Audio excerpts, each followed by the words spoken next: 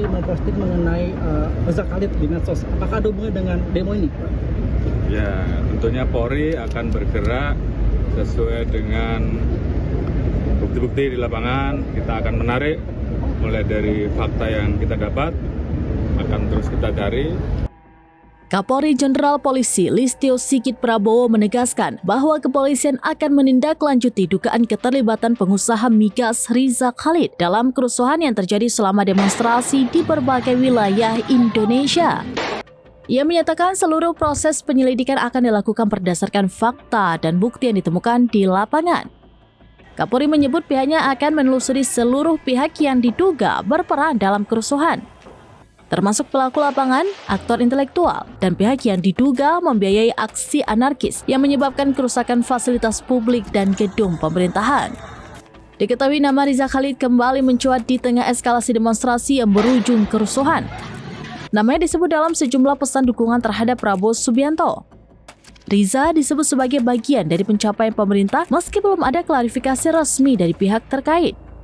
Beberapa menteri yang menyinggung nama Reza Khalid dalam pernyataan publik diantaranya Menko Pangan Zulkifli Hasan, Menteri Perlindungan Pekerja Migran Indonesia Abdul Qadir, dan Menteri Kelautan dan Perikanan Sakti Wahyu Trenggono.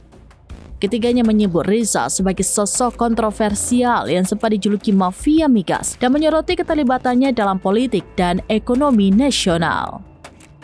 Memposting mengenai Reza Khalid di medsos. Apakah ada hubungannya dengan demo ini? Ya, tentunya Polri akan bergerak sesuai dengan bukti-bukti di lapangan. Kita akan menarik mulai dari fakta yang kita dapat, akan terus kita cari baik pelaku di lapangan, aktornya, siapa yang membiayai, semua akan kita cari.